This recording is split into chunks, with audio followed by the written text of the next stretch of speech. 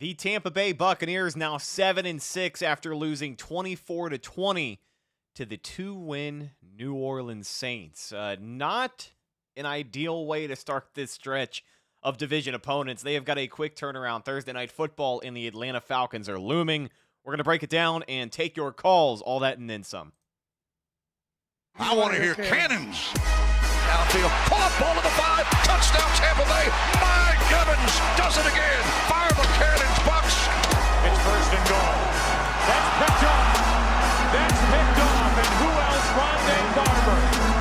And the Tampa Bay Buccaneers may ride to the Super Bowl with that one. Third down, 18. Dropping Gannon, looking Gannon. Throws up with the heads in the shot. 40. Derek Brooks 30. Brooks to the 25. 20. Derek Brooks all the way. There it is. The dagger's in. We're going to win the Super Bowl. And then the cannons come. Fire them. Keep on firing them. Keep on firing them.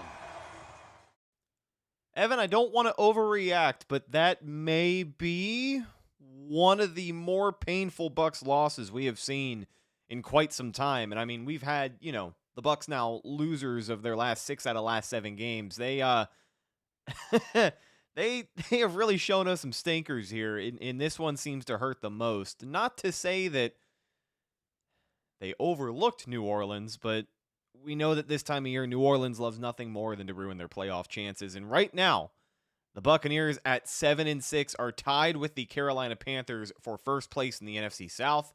And right now, to be honest with you, my friend, the Bucs to me are a soft football team until they are not. They are clearly not contenders in the NFL for injuries or another reason. I don't know. I'm going to try and formulate my thoughts. Phone lines are open as well. 305-224-1968, 747-973-0150, the meeting ID on your screen. We would like to hear from you. What do you think, Evan? Well, I mean, there's no way to sugarcoat it, right? I mean, this is a bad loss. This is a game where, over the years, the Bucs have done a pretty good job of winning the games they probably should win, right? Maybe here or there they have a game where it's like, he probably should have won that one and he didn't. But for the most part, right, like especially down the stretch, they have won the division and they've gone to the playoffs because they've been able to win the games that they are just supposed to win. And this game, being at home against a bad football team, it is a division opponent, right? And it's the second time that you're playing them this year, so it was going to be a little bit closer, right? I think we spoke about that on the game preview show that like it might be a little bit closer, right? You're seeing this team for the second time this season, and really though it was all shaping up for you there, right? I mean it's exactly what you wanted. You control your own destiny. And still technically, like, the Bucs still do, like, control their own destiny. Like, it's not like they don't have to rely on other stuff right now in order to make the playoffs. But you just made it a lot harder on yourself for no good reason, right? And you come out, kind of, especially on defense, you come out flat, right, in this game. Special teams obviously allowing a 54-yard kick return right off the bat. And then, the defense... Yeah, sure, the special teams doesn't help you out because you're already starting past the 50, but the defense offered literally no resistance. I don't think New Orleans had a negative play on that first drive. It was a couple of chunk plays, and all of a sudden they found the end zone. Bucs offense responded well, though, right? Like they responded really well on that first drive. They take it down, score a touchdown. Bucky Irving looked really good in that first drive. And then obviously the weather, right? We're gonna have to talk about it, the conditions and stuff. Obviously, especially in that second quarter, really hampered both offenses. Makes for a very sloppy game. You're not able to run what you run. I get that. At the same time, though, you're a team that's trying to make the playoffs. You're trying to win your division. You're at home. You just lost 3 straight. You're coming off a win, though. And you have a chance to really start building momentum, and you're playing against a team that you should beat, and you just simply didn't. And that's going to be a tough one to swallow for the Bucs and their fans, right? It's going to be a tough one to swallow this entire week, and you got a quick turnaround, so you can't really wallow in this one, right? It's not like you can sit back and say, woe is me, because you got to go get ready to play on Thursday night. You lose that game, and all of a sudden, then you are talking about, you not controlling your own destiny, right, at that point. So, they definitely have to figure something out here. both offensively and defensively. It's not just one thing. We'll get into both sides of the ball because both sides of the ball are to blame today. Both had multiple opportunities to really help themselves and simply crap the bed each time they had it. But yeah, a bad loss and one of the worst losses really in the Todd Bowles era, I would say. I think it's a pretty bad loss. Yeah, I think they're cooked. Again, I don't want to come on here and essentially overreact, but I don't see a scenario where this team is going to play well enough down the stretch to convince me that they can do anything in the postseason. That's if they even make the postseason. Yeah. And I truthfully think the conversation is going to shift in a much harsher tone when it comes to Todd Bowles and the rest of this coaching staff if this team is looking down the barrel of 7-7, considering they don't perform well on prime time. It is a short week, and who knows if they're going to practice. With that being said, I think that this is a loss that should and could absolutely be a tipping point for this Buccaneers coaching staff. I know that they are still in a position where they're tied for the lead in the division, but it's hard for me to hear that and try and use it as a rational excuse when they just lost to the second worst team in the NFL. And yeah, it's a division opponent, but we won the game last week questioning the toughness of this football team. And for a second week in a row, they were soft. They're lost on both sides of the football. You kind of watch it and you're just like, what are we doing? It seems like a lot more questions than answers are being rolled out for this Buccaneers football team week in and week out. And then on top of that, a constant conversation, but something I think that is more than valid, is going to be the injuries. Tyke Smith left today's game. Going to be screened for a concussion, probably going to enter concussion protocol. He didn't return, so Christian Izien steps up. No Tristan Wirfs. Rookie offensive tackle Ben Shaquuma makes his debut. Undrafted free agent. Honestly, I didn't hate his day. He looked fine. Yeah, I do. I also thought he looked fine. Sorry. And then you got Mike Jordan once Ben Bredesen goes down, because Ben Bredesen leaves the game with a leg injury, and we've already missed him for weeks on end. And it's like, as soon as you thought this offensive line was at a point where they could settle in a little bit, here we are, back to square one without Tristan Wirfs. I don't know what the timeline is for Tristan Wirfs.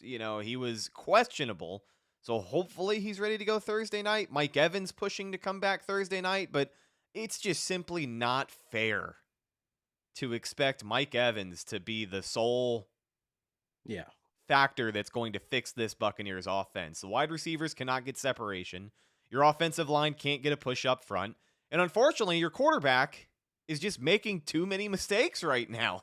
That interception for Baker today, I think both things can be true. I don't think it was a smart throw, and I also think Cameron Johnson stopped on his route. Yeah, right. I don't know what he's doing there. It looked ugly on TV. We'd have to watch it again this week to see if it really is that bad. But aside from that, he almost had another one intercepted late in the fourth quarter. And that's when the game was on the line and the Bucs actually had, somewhat of a pulse left, but still needed some heroics to beat the 2-10 Saints in the final 5 minutes.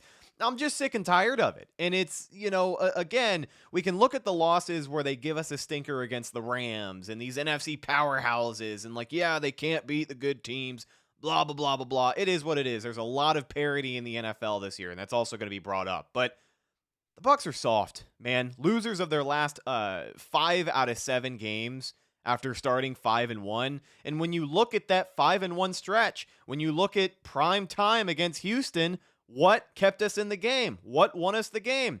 Baker Mayfield being a late game hero, playing like an MVP. Couple of weeks later against San Francisco, what kept us in the game? What won us the game? Some late game heroics by Baker Mayfield. I mean, even then, in the first month of the season, they were the cardiac Bucs, you remember, because we had so many last-second wins because they had to get their head out of their ass. I just think they are in such a state of disarray right now that we are looking at a team that week in and week out just seemingly does not have any answers. And I don't have much faith that things are going to turn around and suddenly get better. I think as of right now, the Panthers are playing like a team that deserves to win the division because the Bucs are just shitting the bed. Yeah, I mean, and nothing you've said there is wrong. I think Right now, I think the Bucs are a team that kind of looks a little shell shocked, right? Like they look like they don't want to be there. Like it doesn't no it doesn't matter, right? Both sides of the ball. Like it looks like they just would rather be anywhere else doing anything else. Um and that's not what you want to see when you're playing December football and you're trying to win a division here, right? That is the last thing you want to see. So not really a great sign there. Um, and that falls, partially on coaching, right? Of motivating your guys to play, the most important, 5, 6 game stretch of the season here. Um, and when you come out with a team that just looks lifeless, well, that's not a great look on your head coach, right? So we'll see what happens. Obviously, there's a lot of football left to be played. The Bucs still do have 3 divisional games, including, I mean, really at the end of the day, the only, if you want to look at it, the Atlanta game matters, but like the only 2 games that really matter are the Panthers games. Like, but now you're almost in a position where you might have to sweep Carolina to be able to win the division, right? Like before, it was like, well, as long as you don't get swept, you should be okay, right? A split, you're probably okay to still win the division. But now you might be in a position where you have to sweep the Panthers. So a split might not do you any good. Obviously, that Dolphins game, that one really, I mean, obviously every game matters, but that one, it's an AFC opponent. That one really, it's not divisional. That one doesn't really matter as much as the other ones, like the Atlantas of the world, the Carolinas. But like these games, like today, it's a winnable game that they just let slip away. And there was times last week or Arizona, they almost let that one slip away. They were able to survive, and this time against New Orleans, they just simply weren't able to do it. Now, when you look ahead to that Miami game, and we got a couple of callers on hold, we appreciate you guys. We'll get to you here in a second. When you look at that Miami game now, though, I know that the Dolphins have come around a little bit over the last month or so. I think Playing in the last very month, good football. in the last month, they've got more wins than the Bucs do. The Jets are another team in the last month that has more wins than the Bucs do. I mean, you're going to see that graphic shared a ton this week, I'm sure. And I mean, look, they're not the only ones. Like I think the Dolphins have more wins than the Lions, the Eagles. Like they've been playing really good. So how do you view that Miami game? Just like you said, I know that it doesn't really matter. It's an AFC opponent, but at the beginning of the season, I mean, hell, in the first 6 weeks of the season, we were kind of like, okay, again, soft landing pad for what should be a contender football team. And here we are kind of, going back and forth about how much a loss to the Dolphins may or may not mean at this juncture. And like, what the hell, man?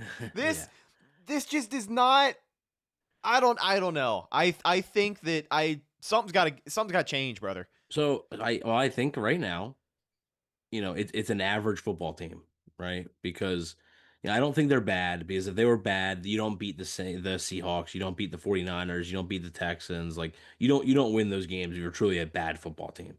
But I think this team, I think the 5-1 start was a lot of, coming down to the wire and sort of getting a little bit lucky at times. And look, you need luck in the NFL, like you just do. But I do think that the 5-1 start was a little bit of smoke and mirrors now, because like that's what the evidence tells you, right? Like you have to sort of say that, because how else are you gonna spin it, right? Because all the other evidence says that like they're clearly not a 5-1 quality football team. So yeah, it's a pain. Like I said, it's a painful pill, I think, to swallow for this team, and they just got to regroup and focus on each game, right? Because they got to throw this one away. Because if they want to keep hanging on to this loss, this season's over. Because you got to regroup, and the vibes can get a lot better. You beat Atlanta on Thursday night, you get a 10-day break. Like, you get a chance to get a little bit healthier. You get that like mini bye week kind of, right? The vibes can get a lot better. But like right now, it seems like they're so in their own heads almost a little bit. And something something happened at the Detroit game, and I kind of wonder if it's the Mike Evans thing. He comes back, he can go for the record, right? To break the record for 1,000 yards, comes back, and it basically immediately gets hurt again. And then the Bucs get their butts kicked in that game. And that was like the first. Obviously, the Eagles game was close, but then that was the first game like they got beat, right? Like that game, the Detroit game and the Los Angeles game were the 2 times where the Bucs just got beat, right? They just got their butts kicked. So Wonder if like that sort of shell shocked him a little bit, and then it just snowballed. And yeah, really an inexcusable loss today. We'll get into offense and defense a little more specifically later on in the show, but overall thoughts, it's there's got to be a lot of hard conversations this week about this football team, and there's going to be some uncomfortable conversations to be had in that locker room, I think.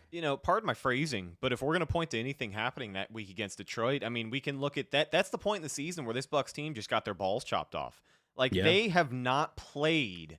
They got punched in the mouth and didn't know how to react. And they haven't. They've had no answers since the bye week. Again, like they've eked out a win here, but we're getting overly critical. I mean, I guess we're not. We're taking these wins for what they are, which is very, it doesn't feel good. You don't come away from this feeling like the Bucs are better. And honestly, average. You say they're average. I think that's generous. And I know I'm the eternal optimist on this show, but like, dude, I'm convinced we are cooked. I'm excited to hear what the people think. We got our first caller. Thank you for holding through our rants here. What you got? Hey, man, I'm kind of in the minority because I'm like, if you're not really a serious championship contender, it's not really that upsetting to me if you go 7-10 or 10-7 and you lose in the first round. I mean, I know sometimes you can make a run once you get in the playoffs, but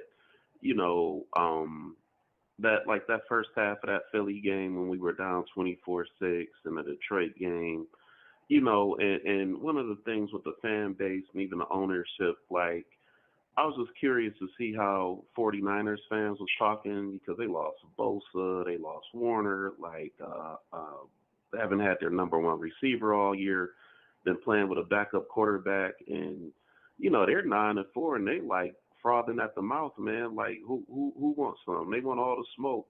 And our fan base make a million excuses, injuries.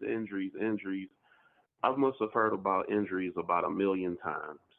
And it's just tiresome, man. And it's like, this is what mediocrity is, though. It's like you're not good enough to get the super blue chippers.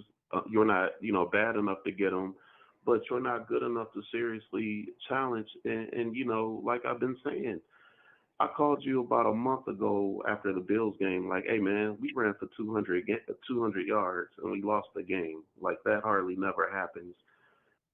The last 5 games, they've been running the ball pretty good. I'm going to stand on this hill until more people come on it and the Glazers realize it. This quarterback is not it. And he's the erratic, streaky, inaccurate, inconsistent dude he's always been. I don't know why this is alarming anybody. Last year was kind of like the fluke. The year before that, man, the threads and the message boards and everything, people was trashing Canales. They were saying Goodwin was washed up. We had a bad offense. It's basically, I guess the Glazers are going to wait for this thing to implode, and then they will, when they have no choice, maybe a 3-14, a 4-13 year, they'll clean house. But if they were progressive thinkers, which as rich as they are, I'm sure they have to be, they would have been trying to get ahead of this thing before it blows up. It was only going to be a matter of time before one of those teams catch up. And then in one of the next 1 or 2 drafts, don't be surprised if the Saints get a franchise quarterback in the draft and you got to deal with that dude for 10 years. Or Penix might develop. It's always been a terrible idea just banking on the division being bad. And if you were in any other division, not only would you not win it, you probably wouldn't have even been winning second place in any other division. I'm saying what I'm saying about Baker, and I know I usually come and rumble off the stats, but I will say this. Since he's came in the league in 2018, out of any quarterback with 75 starts, he has like the 3rd or 4th lowest completion percentage. This is what he is. He was outplayed last week by Brissett. I mean, it's not that, we got to call it like it is. If he does something positive, you can't say, oh, well, he's great. Then when he plays bad, oh, well, he's hurt. Which one is it? And yeah, I know Ibuka's like slowing down a little bit, but I'll tell you what, Josh Allen would kill for this receiving core. If you're talking about giving this guy an extension, and some people, I don't know why, was saying he's an MVP candidate, and the 50, 60, 70 million. We're talking about you have to work with what's there. You have to elevate because you're going to take such a big hit off of that cap that the team isn't going to have really any flexibility to add pieces around you. And I get an extension will lower the cap number for 26, but this guy is limited. He's just not that good. Like, if anybody that really an avid football fan, this is how he played in Cleveland when they would have like 4 Pro Bowl offensive linemen and they had 2 Pro Bowl wide receivers that were young and Nick Chubb and getting backed up by Kareem Hunt. When he was in Carolina, he played with Christian McCaffrey and the receiver Moore, who's a damn good professional receiver. This is just who he is. I remember when I would watch Cleveland, I'd be like, man, if they had a quarterback, man, they would be lighting people up. Just as an outsider looking in, I felt like he held those teams back. You have to at some point, and I agree, our defense is very little juice in the front seven or the defense overall. This quarterback, he's not it. He's barely 500 here overall. He's still 500 outside of the division. And this guy's about to be 31, and I just don't know what people are thinking with, hey, let's get this guy an extension. And they've been running the ball. And remember that Buffalo game, me and you talked, I was the first call in too. I'm like, hey, man, they ran the ball for 200 yards. The offensive line isn't perfect, but if you go by like Pro Football Focus, it's middle of the pack. I mean, how many excuses are we going to make for this dude? And today he played pretty much like he did the first 3 weeks, except for the first 3 weeks he came back and won the game. But if you're going to praise him, you got to be able to criticize him too. So I know some of you guys like him, and I know he's popular, but when you look around the stands, it's empty anyway. Man, I say blow it up. Why do you got to wait for it to implode? You look at a lot of the best quarterbacks in the league. Their teams traded up to get them before it was a pressing need. That's the best time to do it. I think the Bucs are absolutely at a tipping point. We're going to dive into Baker here in a second. I appreciate your call and your passion, my friend. Go Bucs. All right, y'all. All right. We appreciate you guys holding. We got a lot of passionate people on the lines. Let me say this. Just a couple of things to take from that call. First things first about Baker.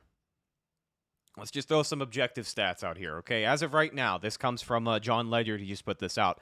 Baker Mayfield ranks 22nd of 24 qualifying quarterbacks on adjusted completion percentage on throws 10 to 19 yards in the air per PFF.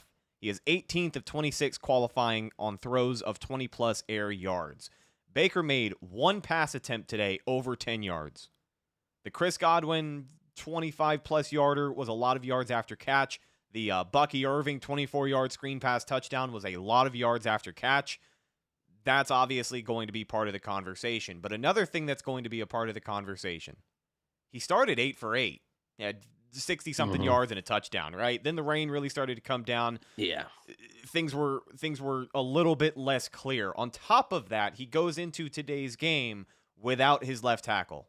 They start an undrafted free agent in his first career start at left tackle. And again, he held up somewhat well, but then you lose Ben Bredesen throughout the course of the game. You get Mike Jordan back on the field. We have known his struggles throughout this season, so I am not making excuses for Baker. But when we talk about the offensive side of the ball, and when the caller wants to mention the San Francisco 49ers, who, yes, are looking at 9 wins right now with a busted-up roster, I'm going to be honest, this is where the conversation for me comes back onto the coaching staff. That is a coaching staff who year in and year out in San Francisco, because we've seen them do it, Shanahan has a way of doing it, especially on the offensive side of the ball, they can get the most out of who they have. You can plug and play a quarterback in that system. Do you remember how well Mac Jones was playing the first half of this season? That's the difference between a great coaching staff and the one that the Buccaneers have right now, if I'm being completely honest with you. Yes, injuries are a part of the conversation, but I don't know, my friend. We've got a ton of callers here on hold. We're going to get into the next one. From the 813, thank you for holding. Who's this? What's going on, guys? This is Gio. Gio, what's going on? Gio? Could be better right now, but it is what it is. I'm not going to take a long time like that guy before us, but a couple things. I don't think Baker is the problem whatsoever.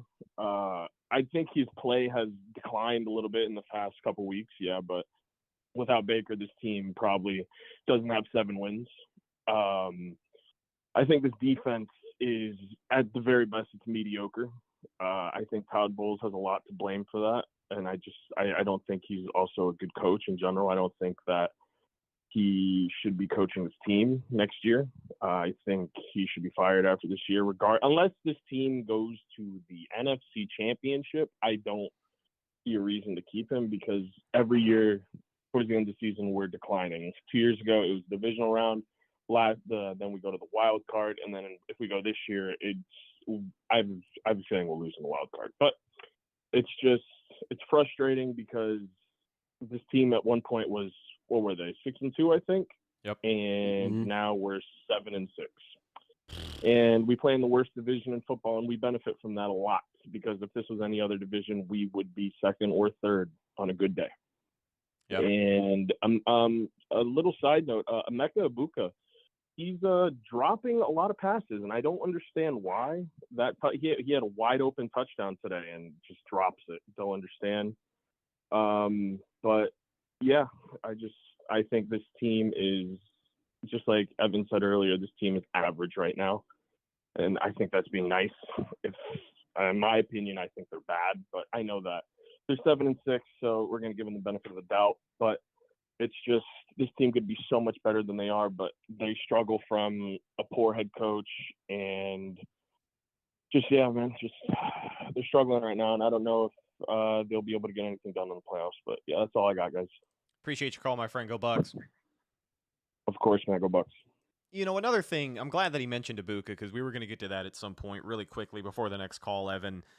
Egbuka, what's going on? I mean, that's going to factor into the Baker Mayfield conversation as well. He did have some pick-worthy passes today, so not saying Baker was great today, but he did have Emeka Egbuka on a touchdown, and for another week in a row, like, this is a trend now for Egbuka, and you really hate to see it because of the explosive start he had.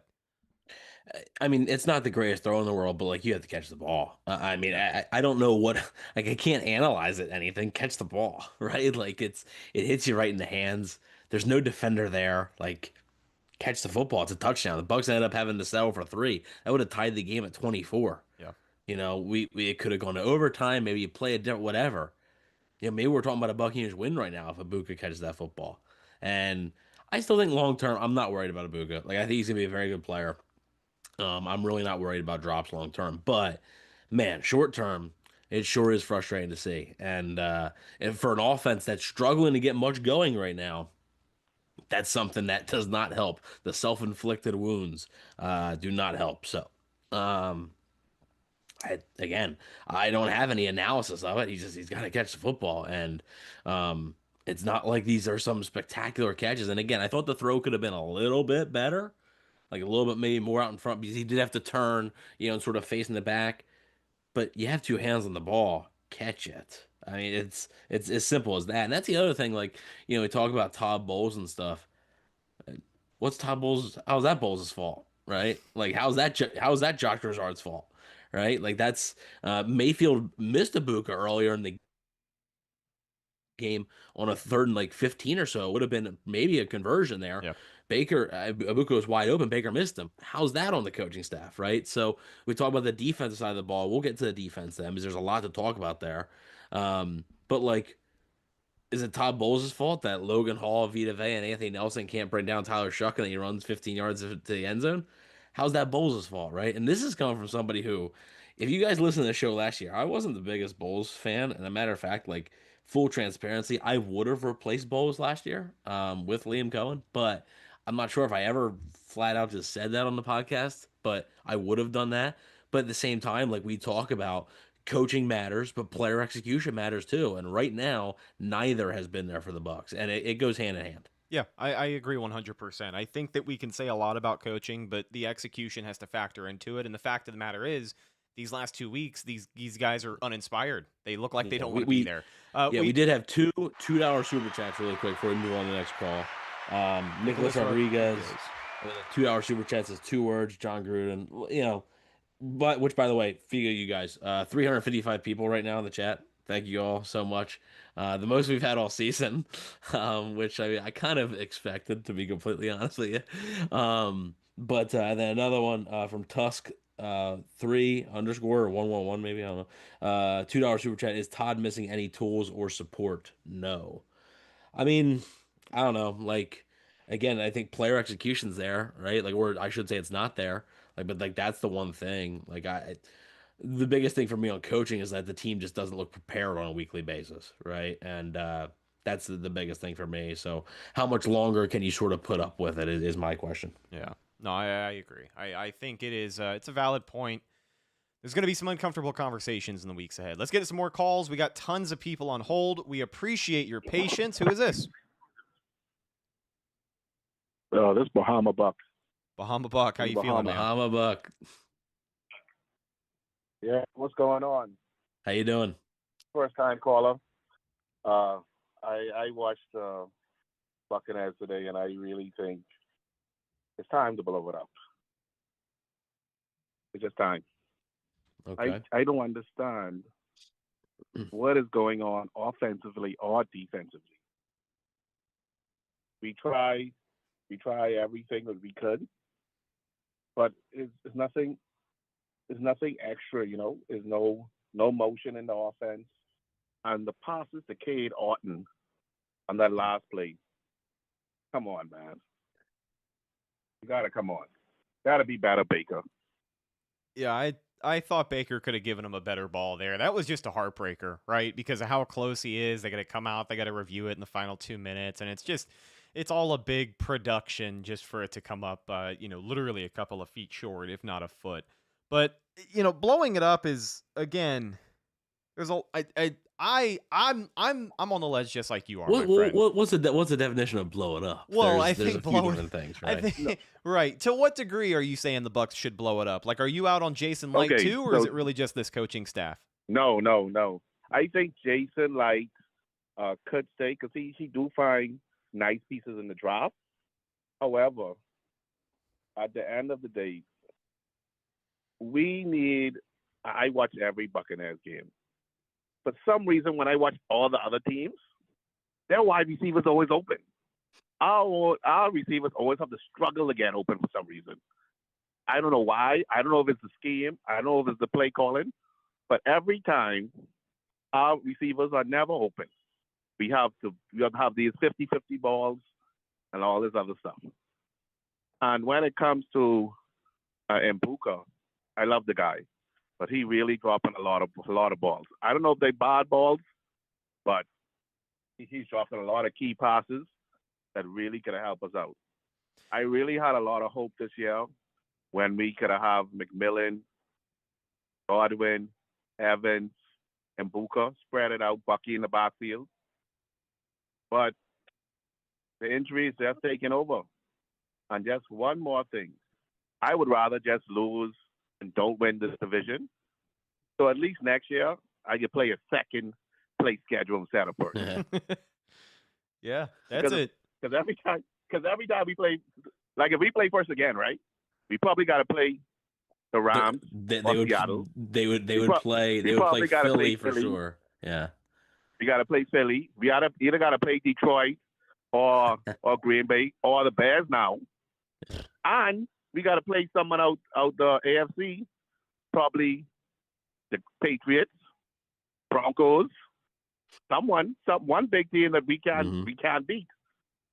So, I mean, I really don't want to go to the playoffs because I know it's a wild card game. We probably get beat because we probably play Seattle. But I had a lot of hope for this team, but it's just frustrating watching them every week, though. 100%. Especially this game. As you guys say, this is the tipping point. This game was a game we should have won.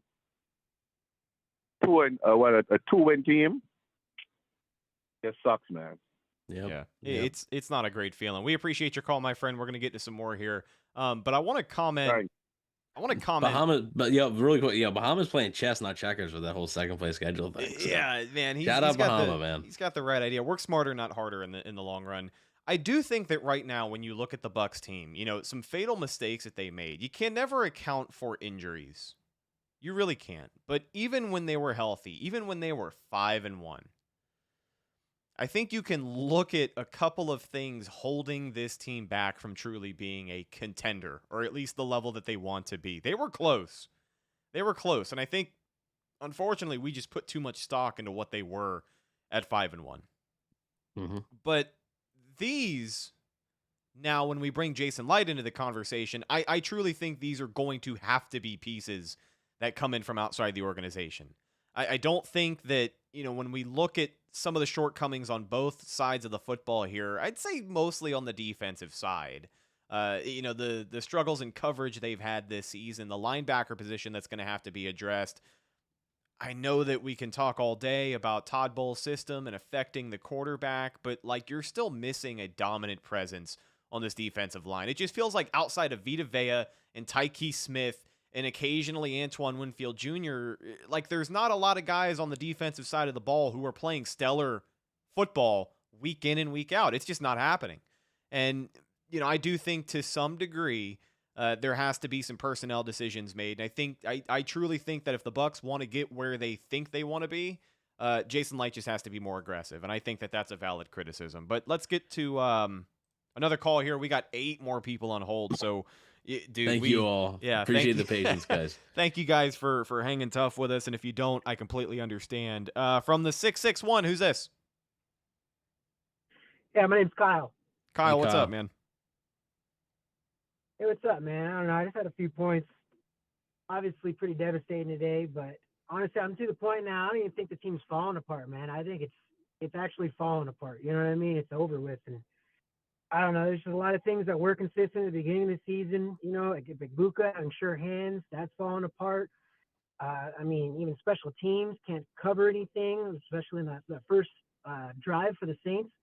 Came right down the field and scored on us. I don't know, man. And then you guys already mentioned the inside linebackers with Avante. He's getting old. I've seen him. He missed on a key third down play. He missed a tackle today that wasn't good.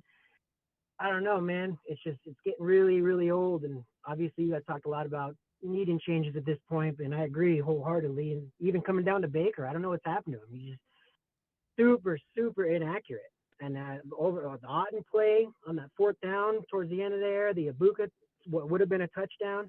Ibuka should have had it, but that pass wasn't anywhere where it needed to actually be, in my opinion. There was nobody around him. And the other thing I wanted to come down to was Otten. I think we kind of need to look into getting an actual pass-catching tight end. Obviously, Otten's had moments in throughout the season where he looks decent, but he's come up short on a lot of key plays where we need him to go and get that first down, and he comes up just short of it. And I know it comes down to Baker's pass wasn't ideal for him to get there today, but I just like to see from a big man like that just a little more push. We're not getting that out of him, so I don't know. It's pretty devastating, man. Yeah, And, I'm kind of looking forward to the end of the season at this point. Hoping for vibes to bounce back. Again, a lot of football left to be played when you consider the division opponents, but you hate when it comes down to the wire like this for the Buccaneers playoff hopes. We appreciate your call, my friend. We're going to get to some more. Go Bucs. Thanks, man. I always wait for the go Bucs. Sometimes it never comes, so then I just sit there like a weirdo for 5 seconds not saying anything. Our next caller, we appreciate you holding on for us. Who's this? I think I'm on. This is Alex. Yes, sir, Alex. Loud and clear. What's up, buddy? So obviously really bad performance. And look, I think that the conversation about Light, I think that's actually a conversation that needs to start being had. I kind of called, I talk about these games with my brother and my dad a lot, and I called last year when we let Cohen go in favor of Bowles. I said at that point, we probably set the team back at least 5 years, if not for a decade plus. And it seems like it's twice that a decision like that has happened. I wasn't super high on Canales. I didn't necessarily think we needed to, promote him and make him head coach. But I've never liked Bowles, so I'll be upfront and clear about that. But this is two years in a row now where we've had offensive coordinators who have, provided stability and, good play calling. I think Cohen, for sure, was a really great offensive play caller for the team. I think he had Baker playing at his best. And this is 2 years in a row now where I feel that Light has been complacent and has, let that complacency, kind of cloud his judgment. Because I think anyone who's looking at the last 2 seasons objectively would tell you that, Bowles is not the guy who's going to get them to the next level. And you can look and you can say that they won the division. You can say that, they've scraped by and won the division in a really, poor division. And they might lose, they might not win it this year. But I just don't think that that's, impressive. And I think if you want to be a perpetual first-round exit and, consistently be coming down to the wire in seasons like this, then Bowles is your guy.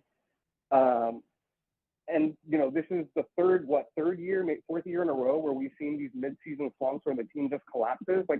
I don't know how many times you have to see this before, you make a change. And I think the difference between this year and last year is that last year there was a clear path. You had Cohen who, from Sean McVay's system, came in, picked up right where he left off, worked really great with Baker. We had a really great year out of Baker Mayfield. The offense looked really good. They really, if they didn't fumble in that Washington game, they would have been in the NFC Championship game. And then the difference is this year, you don't have a clear, who are you going to turn the keys over to? Brizard? Like you mentioned, it's going to have to be someone from outside. So, I think the issue is that after, the Bucs won the Super Bowl, we made Bowles head coach. And since then, we've kind of just been coasting. We've kind of just been on cruise control. I think Light has been on cruise control. I think he is, definitely has a great eye for talent, player talent. I don't think that he has a great eye for coaching talent, because I think any objective GM would have looked at the performance from the past 2 seasons, would have looked at how we played, the first half of the season, seen how we collapsed in the middle part of the season, seen how we clawed and, barely scraped our way to the playoffs in the worst division in football, and said, this is not that impressive. We need something better. And, constantly seeing this soft shell zone and don't break, just garbage defense over and over again get shredded in key moments. I think the biggest issue with this team since the 2020 Super Bowl has been complacency. We've been satisfied with, mediocrity, with getting to the first round and losing, winning the worst division in football and not doing anything with it. And I think hopefully this is the year where something actually changes. Because, if nothing changes and Bowles is the head coach again, we're looking at this next year again. It's just going to keep being like this. The soft shell zone defense is not going to change. I feel like we have decent pieces on both sides of the ball. So it's not going to change. And what really needs to happen is a top-down change in our approach to, are we content with being perpetual first-round exits, or do we want to actually try and win something meaningful? And until that happens, it's just going to be more of the same. So I don't know if Light necessarily needs to go, but I think, if he doesn't make that decision to replace Bowles with someone else, then I think that's something we need to start talking about. And I think my prediction from the beginning of the year is correct. I think that we have set ourselves back 5+ years, maybe a decade or more. We see the Jacksonville and Indianapolis score. They're leading the division. Canales is leading the division now in Carolina, and they're probably going to win it. So I think that the complacency from this team and from Light, from top to bottom, this organization has pretty much cursed them to mediocrity. Alex, great call, my friend. We're going to talk to you soon. Go Bucs. I had a feeling, he mentioned Jacksonville, and I had a feeling that was going to come up at some point. Before we get to these other callers here, we appreciate everybody for hanging on. We really do appreciate your patience. Phone lines are stacked. And again, this is one of those shows. This is one of those games where people are going to call in. They're going to sound off. This is weeks and weeks now of pent-up frustration. And honestly, I think a lot of people have been frustrated since the start of the Bowles era, considering a lot of these people have been saying the same things for year in and year out. And Alex brings it up. If the Bucs make the postseason, I don't have a lot of reason to believe that a year from today's exact date, we're going to be having the exact same conversation about the injuries, how much is that going to factor into Bowles? Are the Bucs good enough? They're winning the division and their first-round exits. You know, the standard is right now a first-round exit football team. And I think that this season in 2025, they're lucky to even show us that. But we don't like to do this because hindsight's always going to be 2020. But yes, you do look at the Jacksonville Jaguars, a team who is currently leading that division, 9-4, with a really good chance to win that division down the stretch. They're playing good football. Liam Cohen's got his team playing good football. Now, to be honest, the Liam Cohen thing gets really, really weird for me because I honestly thought, and I think everybody in Tampa thought, that Liam Cohen was going to be back this season. I think many people, including the organization, were under the impression that Liam Cohen, after verbally agreeing to be the offensive coordinator, he told the Bucs he was going to be here, and then he fucked them over.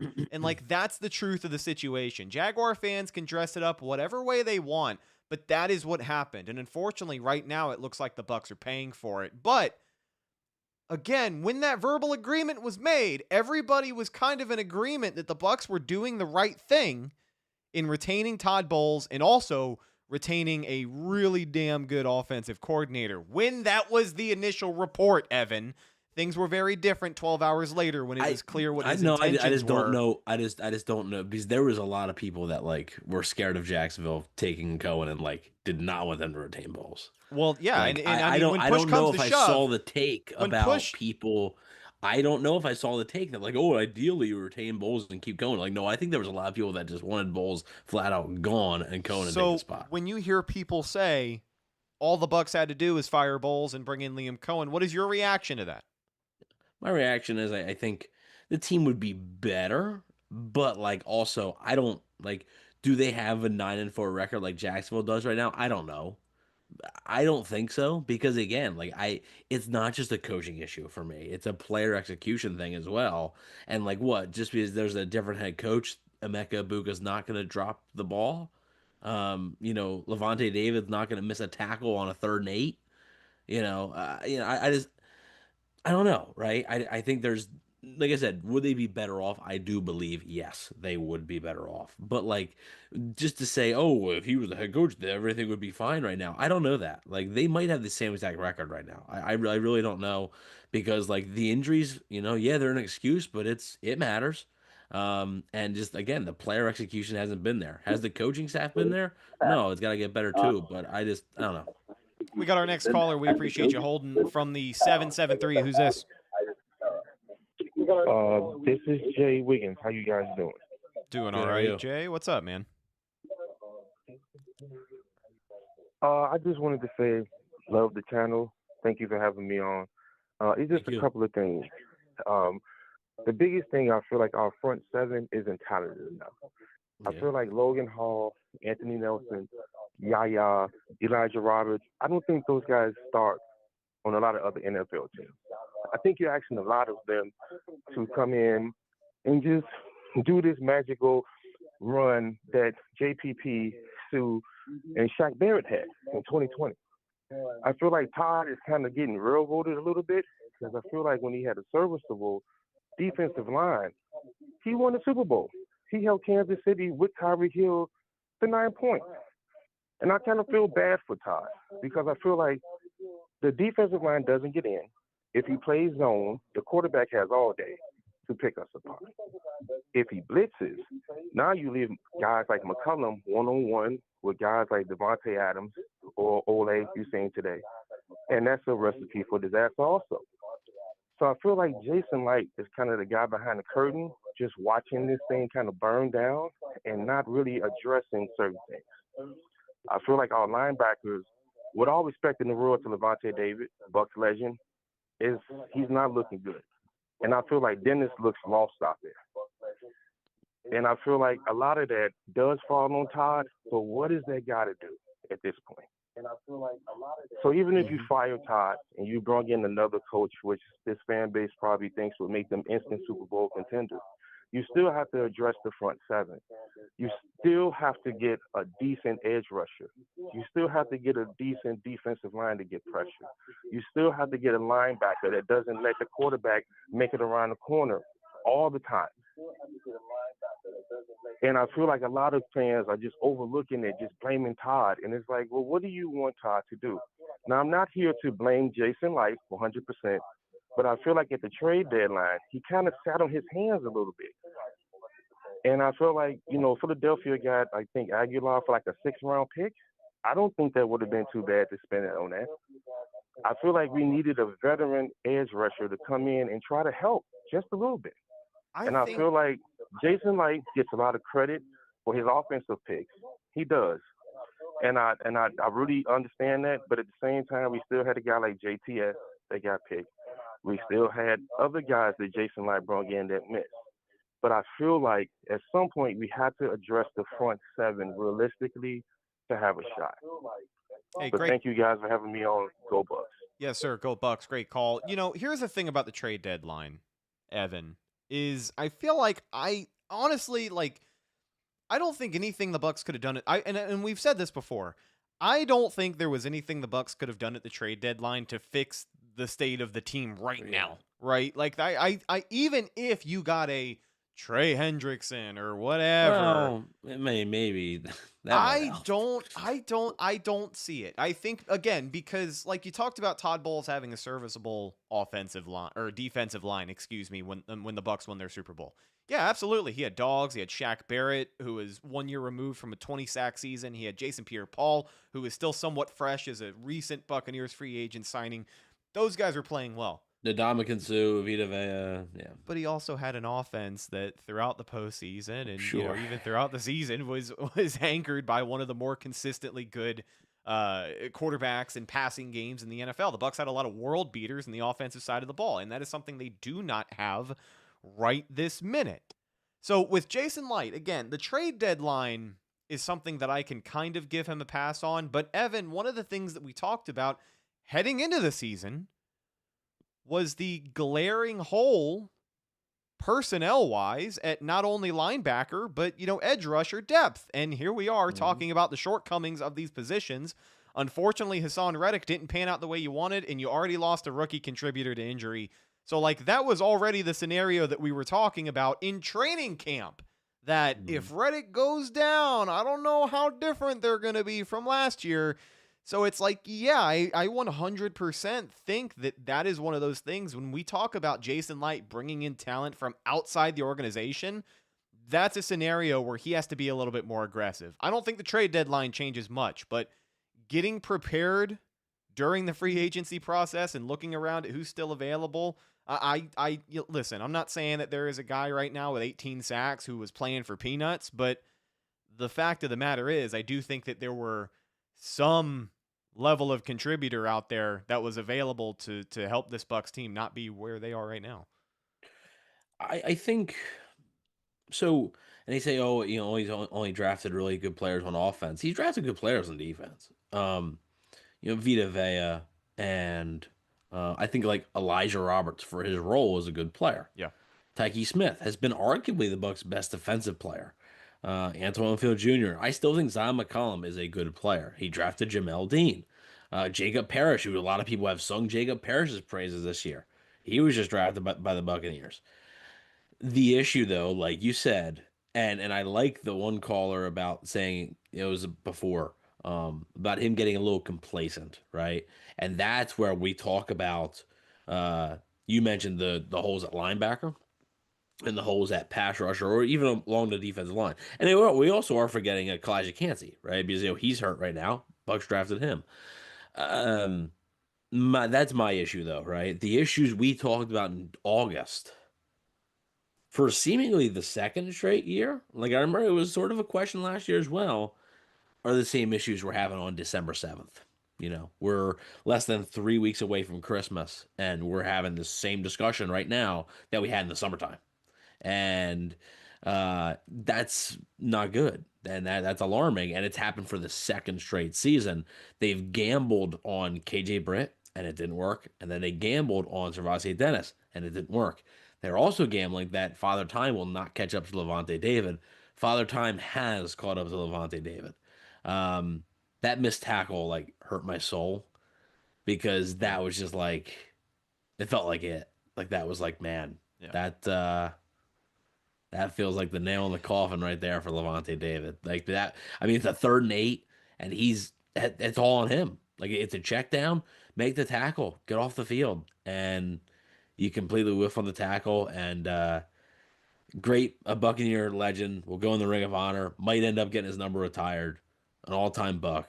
But it's sad to go out that way. What I think is going to be his final NFL season. But again, the Bucs they're relying simply on him way too much. Because he has to do so much because the guys that he's been partnered with have not been good enough. Like they've barely been NFL caliber players. And like Servante Dennis, I think is a fine like 3rd linebacker if you need him in a pinch.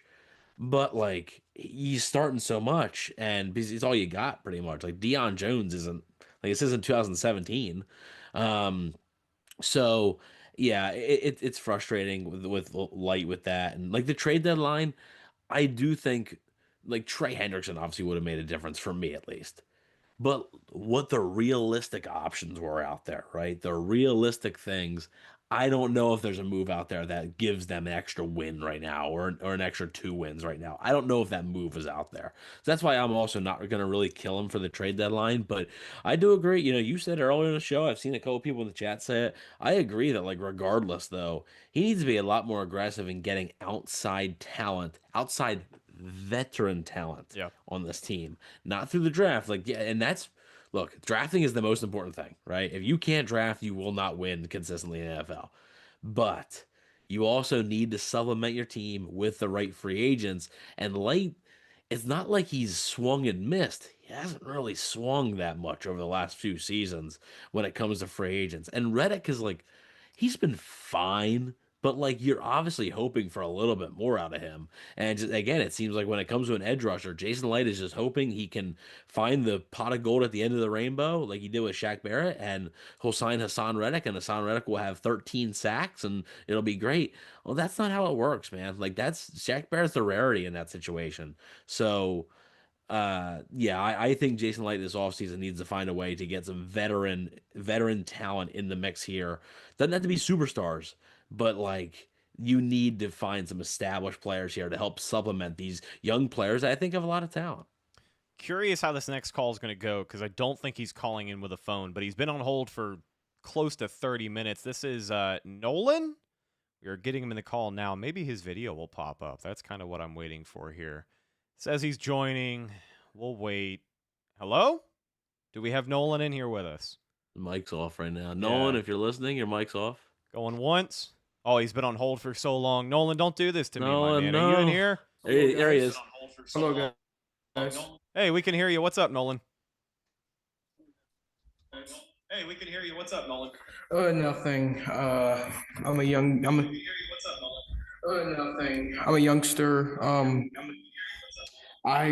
Sorry, guys. You're good, man. And I don't even know where to begin after that game, to be honest. You can't be losing to the Saints this late in the season when it matters that most. I like to compare the situation we're in to like the Steelers situation because like Mike Tomlin, he's going to lead the Steelers to the postseason every time, but like he's not going to win when it matters the most. You know, like Todd Bowles all right, I don't know what I'm saying. Todd Bowles is going to get us there. He doesn't win playoff games ever. Right.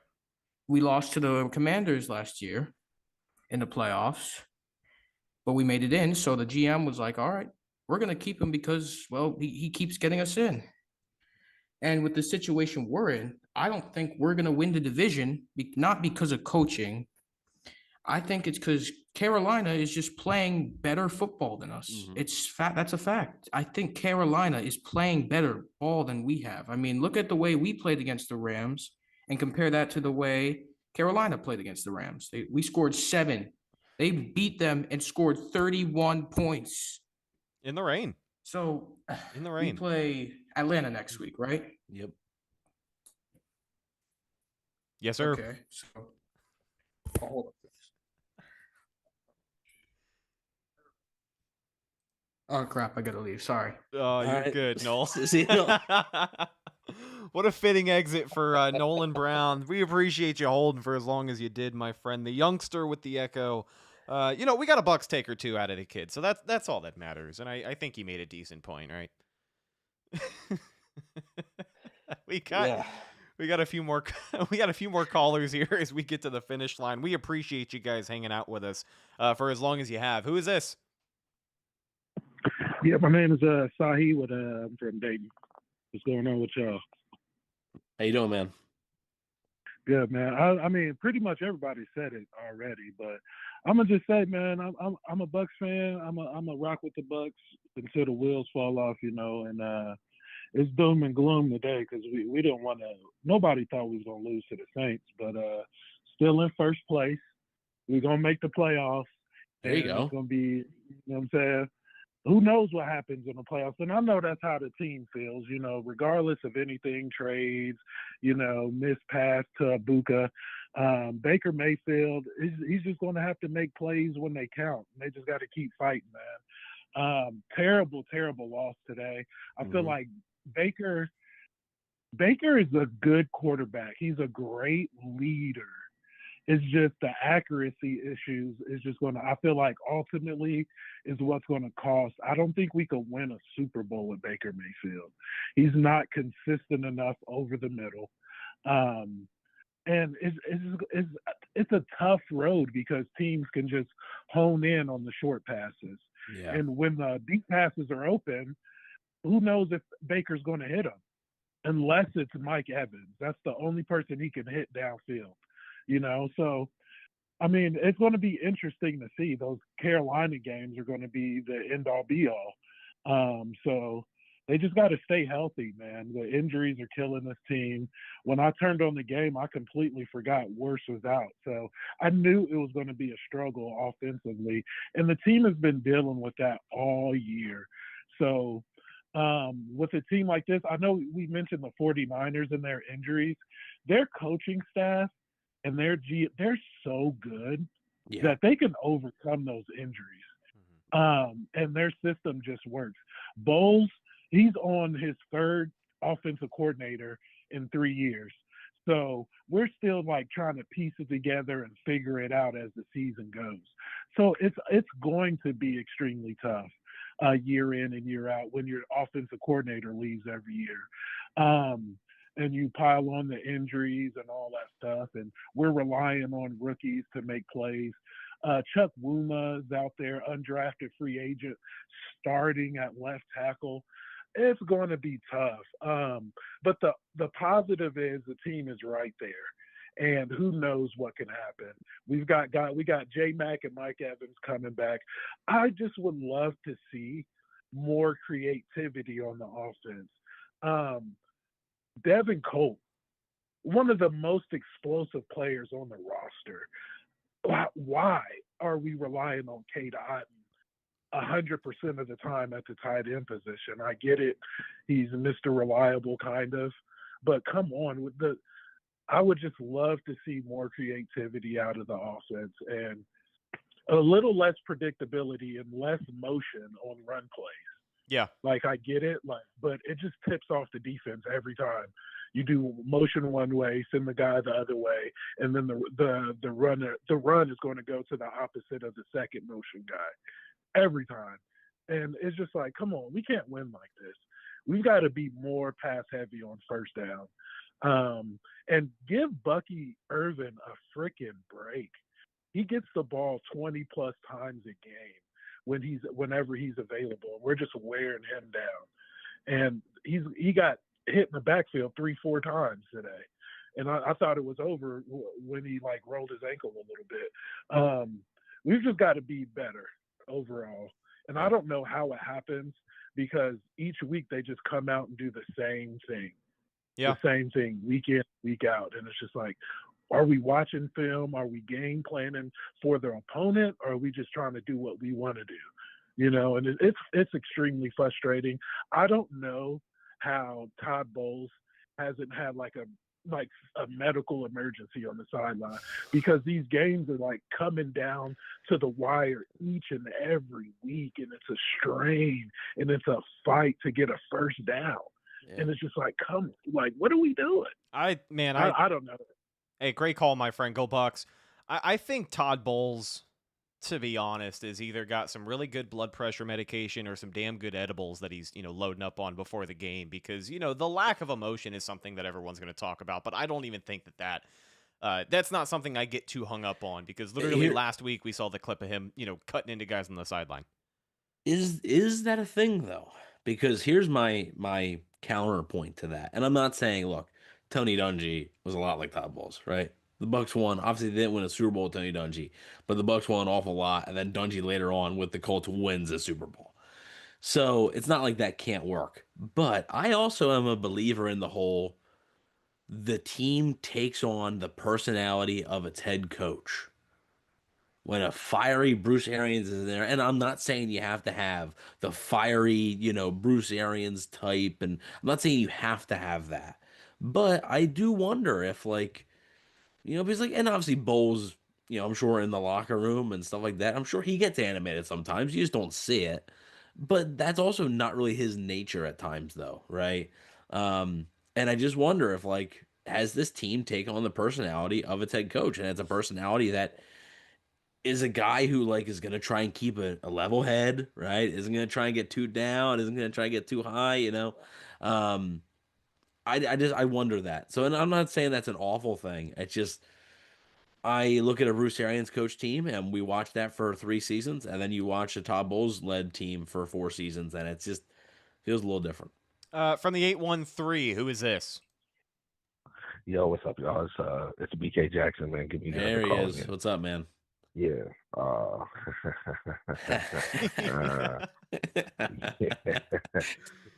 Boy, oh boy, oh boy. Boy, oh boy. That's a quick story, man. I'm sitting here, I'm watching you guys on the television. I'm on hold, and my girl's like, do you really have to talk to them? I said, yeah, because they get it. They get how I'm feeling right now. They get it. You don't get it the way they get it. They get it. They get it. All right, man. A lot of this stuff has been told, and I really don't want to beat a dead horse. So I came on late, so hopefully I'm not reiterating. But there's 2 things I really want to point out. Evan, you said something about Levante David. I think it's also notable for us to say that Levante David wanted to retire about 2-3 years ago. Okay, so as far as as far as I'm concerned, as a Bucs fan, Levante, I'll focus on the second part of your statement. As far as he's going to go in the ring of fire, he was there for the championship. Something I wish that Gerald McCoy could have been for, just because those cats, really stuck it out through the mud with us. So I'm gonna give him his roses, and I would say that he was probably talked to stay here longer than he probably even wanted to play football. So on that, I understand, but at the same time, yeah, I felt the same way. When I saw that missed tackle, I couldn't see until the replay who it was, and I said, please don't let it be Levante. Please, damn, it's Levante. And I was like, there's nothing I can say about that, though, because I know Levante 7 years ago makes that tackle, and at the end of the day, it's not his fault that he's still on the field with no help. You know what I mean? I'm telling you, man, I'm not bandwagon. I'm leading the train that Jason Light needs to be on a hot seat. We praise him too much for the good and never talk about him for the bad. We put it on everybody else. But that's not going to help us win games today. So I'm not going to hark on that. We can save that for, hopefully you guys do a call-in on fan suggestions for the off season, and we'll focus on that. What I want to focus on right now is the inability to be effective in a 2-minute drill. We won a lot of early games that way, and it was cool. If you go check the tape, I call and I say what? It's not about winning the game. It's how you win these games that are going to affect you in the long run. And the way we had to win those games is starting to catch up to us today. We had the same injuries. We had the same problems. We had the same stuff. My number one was offensive scheme was bad. And I think we're finally starting to see it. Offensively, we took several steps back. I live in Jacksonville now, and it's very difficult for me to watch Trevor Lawrence operate this offense, knowing that Baker Mayfield was incredible in it, and Trevor's not Baker, but the offense is still doing numbers and great things. And that is coaching. When it comes down to the offensive scheme, I really question what is happening. For instance, I just want to take the last two drives into consideration, especially the last drive, when we got about a minute and 50-something seconds on the clock. When Tom Brady was the quarterback, and I know everybody's going to say Tom Brady, that you might as well have given him a quarter. If you give him 2 minutes, no timeouts, we've got a quarter. We're going to at least get into field goal range. What I learned from when Brady was behind the center was take what the defense gives you, just move the ball. I don't care if you're running a 2-minute drill to protect the lead or a 2-minute drill to score points. The first objective, you got to score first down. That's it. Just get the first down, get in rhythm. The inability to hit that check down, to the wherewithal to hit the check down. Yeah. If you look on that, Bucky was wide open with Kate Otten running. I mean, that shit pissed me off. And it's every time. It's even when we won, he wasn't hitting, looking for the check downs. So it's not like, okay, cool. Second down, you throw a pick. Let's just call it what it is. It was an interception. You threw an interception on your second pick, on your second down. Third down, you come in, you run for 6, cool, but now we're stuck in fourth, and you throw it in the dirt to Kate Otten, who clearly, apparently, I don't know, did he not know where the sticks were? Did the ball come out too fast?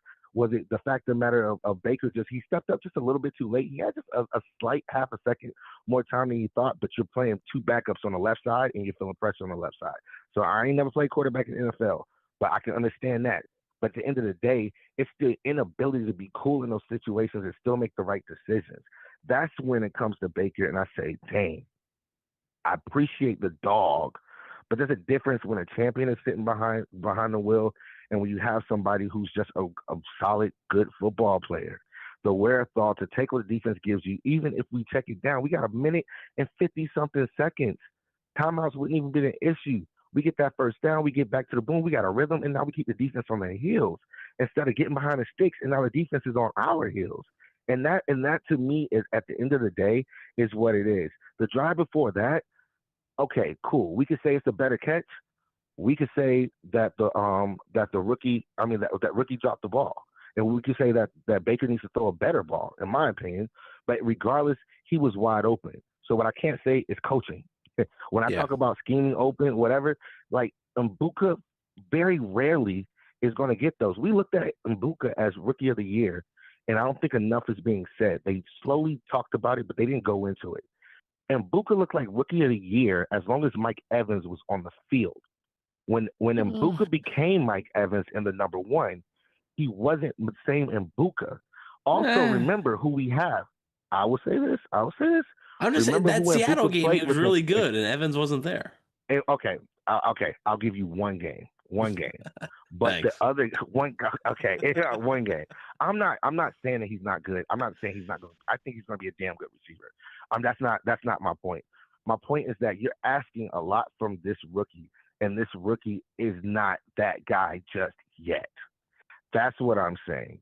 So at the end of the day, I need a better ball. I need an undroppable ball. I don't need him falling trying to catch that ball when he's wide open and there's nobody 20 yards around him.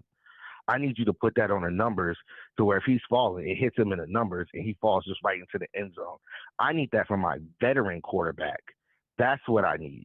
And at the end of the day, regardless of who we want to put the blame on, it was just horrible execution at a time when we really needed it the most. And that, to me, is going to be the difference when it comes down to the stretch. We all said 6-0 to close out these games. That's what we all saying. I don't see 6-0. Nobody could. If you had to put your money up, would you? No.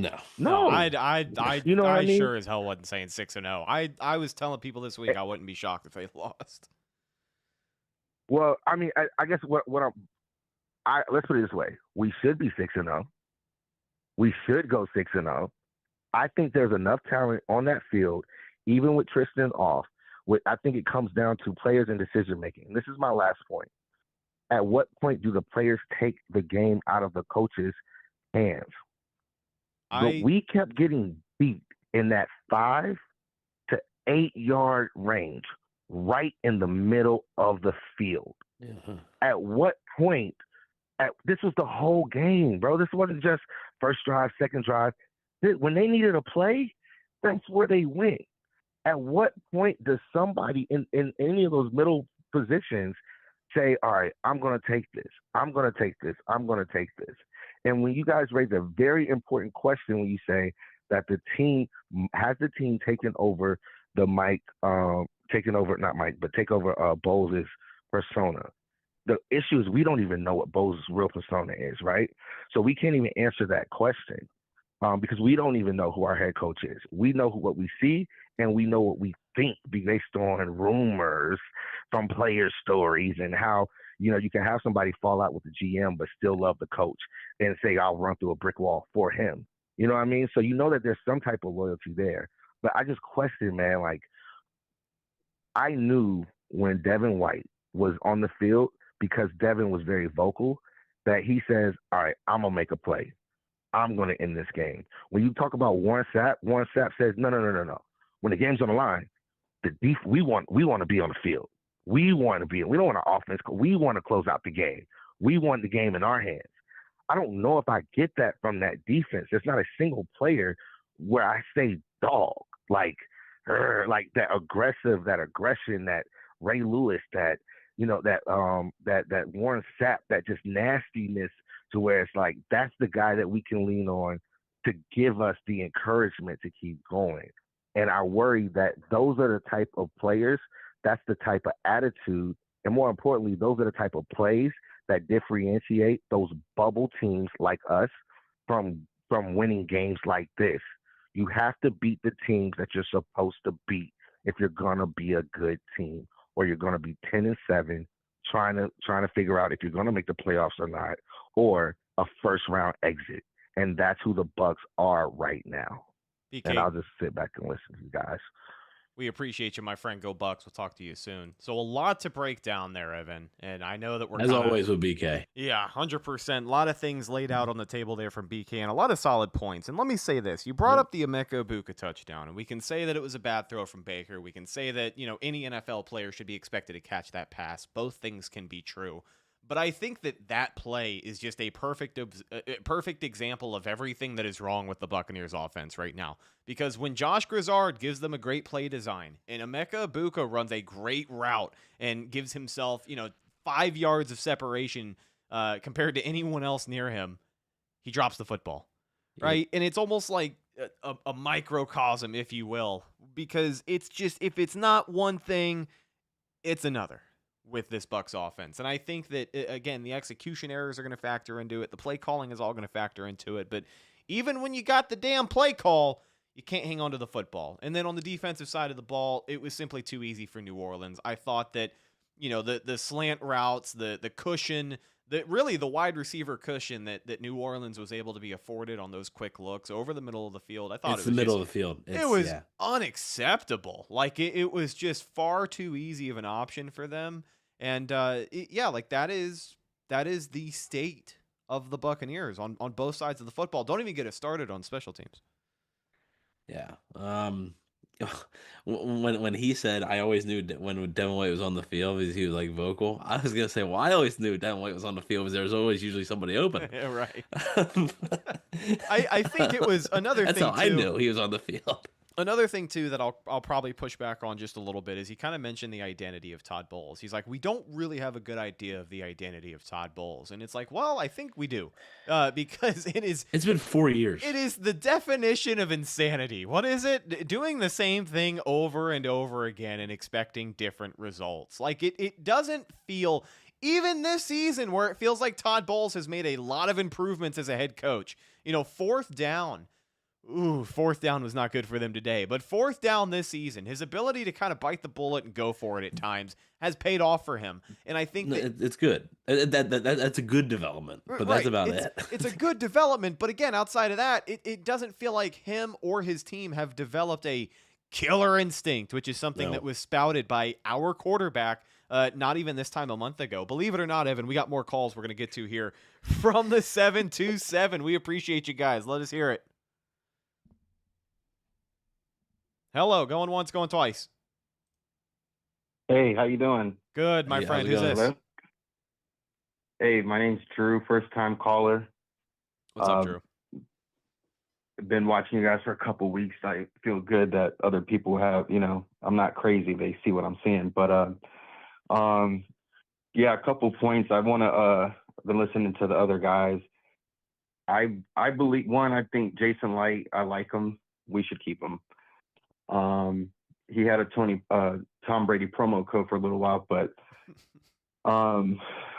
as far as like what we have going on right now, offense, that first caller, one of the callers I heard, he doesn't think Baker can win a Super Bowl. I think we can, but any Super Bowl team you see, they have to have a top 5 defense, and our defense just sucks.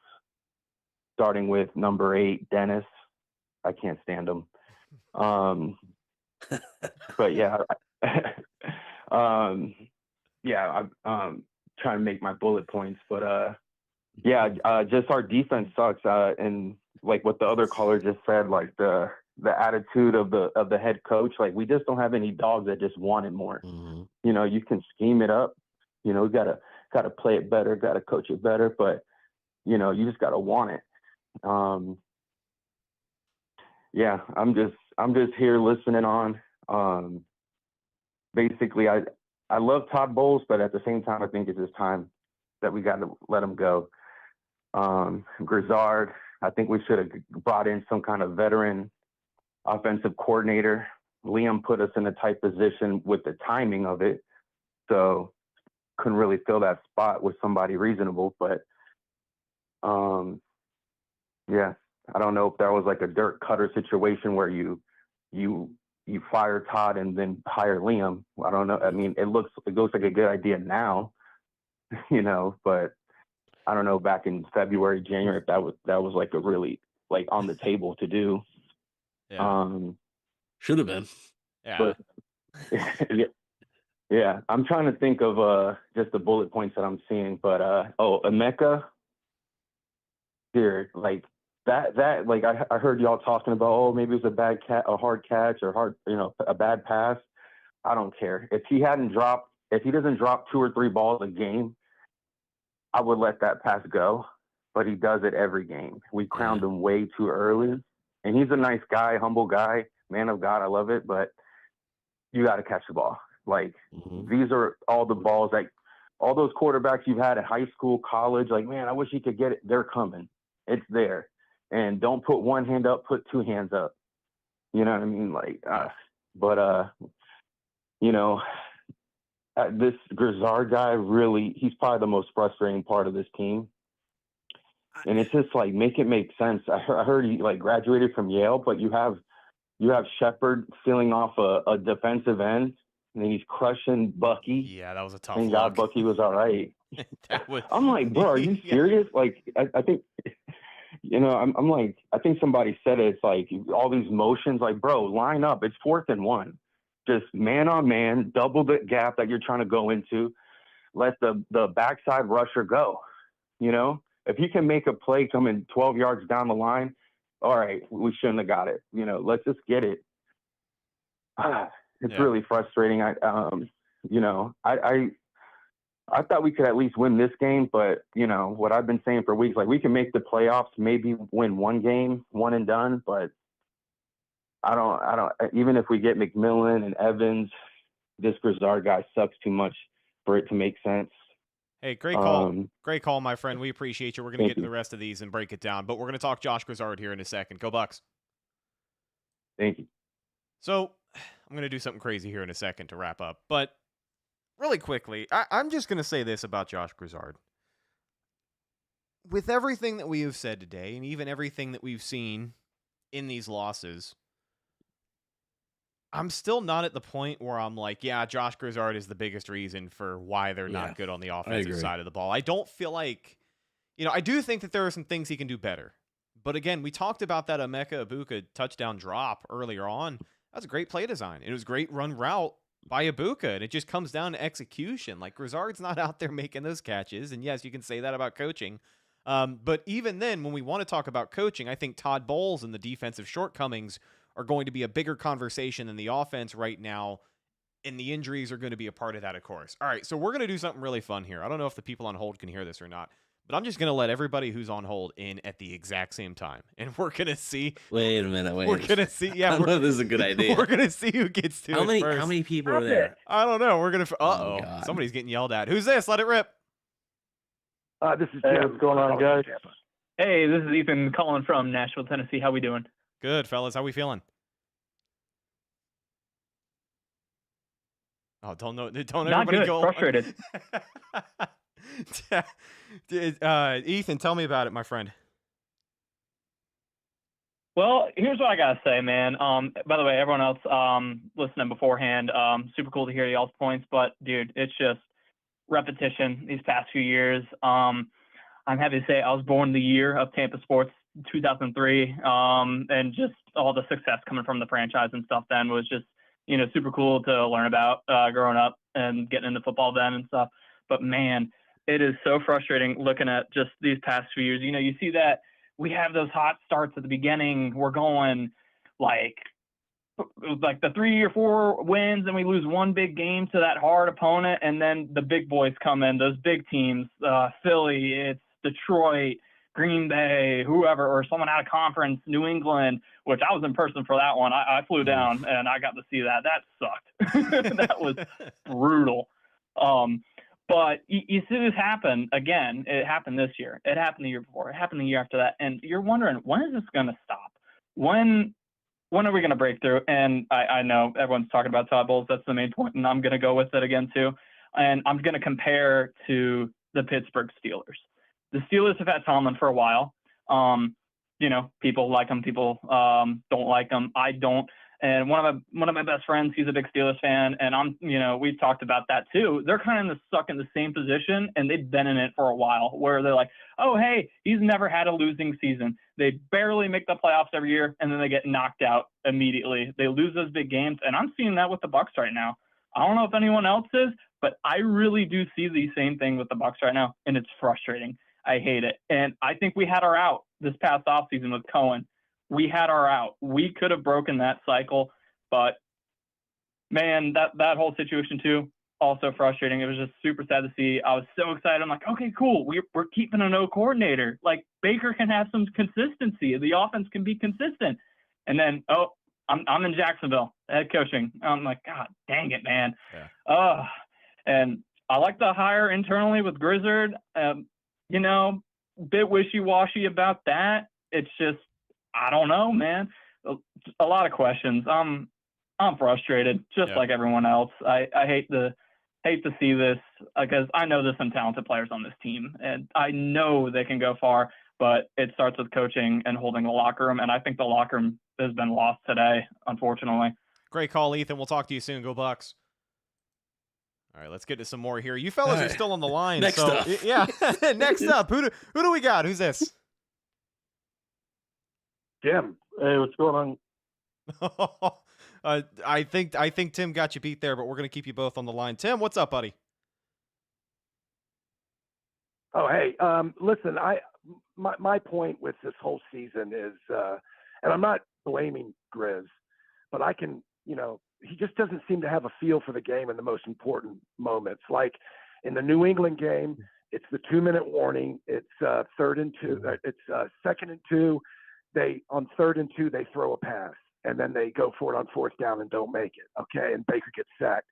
Why not just run? I believe if we get the 1st down, we go on to win that game.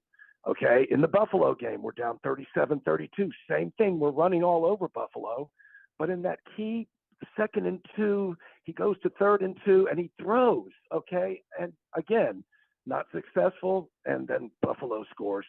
And today, 2nd and 1, you're running the ball effectively, and he throws a pass, calls a pass to Cam Johnson, an undrafted free agent. And he's a good kid, and he's going to be great one day, but he quit on his route. But I just don't like the call. Yeah. You make the first down and move on, okay? I'm not going to – look, injuries have a part in this because we did start 5-1, and it wasn't – we beat Houston. We beat Seattle. I mean, you can't – something's – injuries do have a factor. You got a Nigerian undrafted kid from Georgia State starting at left tackle. The game was Baker didn't have time. He didn't have a feel for it. I'm not going to blame him, but all these things coincide and you lose. I had a feeling we're going to lose this game.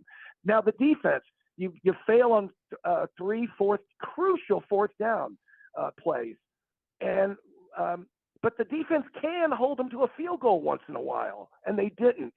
So we got a lot of issues going on. If we can just beat Atlanta, which I'm worried about, then we'll see what happens. But I just want to get your take on do you think they're going to beat Atlanta and then go on and maybe make something happen in Carolina? And I'll hang up and listen. Thanks, guys. Hey, Tim, great stuff, buddy. We're going to dive into it. First things first, I do think that when it comes to Atlanta, the jury's out, right? It's prime time. I got to see the injury report too. So yeah, it's prime time. Kirk Cousins. It's the Bucs and the creamsicle. We try not serious contender. You're going to be playing in rough weather games, so I don't know. I thought we ran the ball well today, and it just came down to a handful of plays that we should have made that we didn't. A couple drops by the rookie. That one for the touchdown was. Yeah, I get the ball was a little bit high, but you've got to catch that ball. Yeah. You're wide open. It's, touchdown to tie the game. That's one you got to catch. This whole thing throwing to Kate Otten on a wheel route down the sideline on 3rd and 15. I don't think this team would do worse off if we didn't have Kate Otten, but I do think we would be better with another tight end. And whether that's Culp or whoever, I just don't think Kate Otten brings anything to this team, to this offense. He'll get you a couple 5-yard passes, and that's about it. I'm just tired of the special teams week in and week out. You see a huge return, and this one happened on the first kickoff return of the game. And it doesn't happen for us. We barely get to the 30-yard line. At some point, why doesn't Bowles just concede? When you kick off to the other team, just concede the 35-yard line. And to my opinion, you have a better chance because you're not giving up, the Saints' first drive of the game, they were already at midfield. Yeah. I think you're not going to win games. Sorry.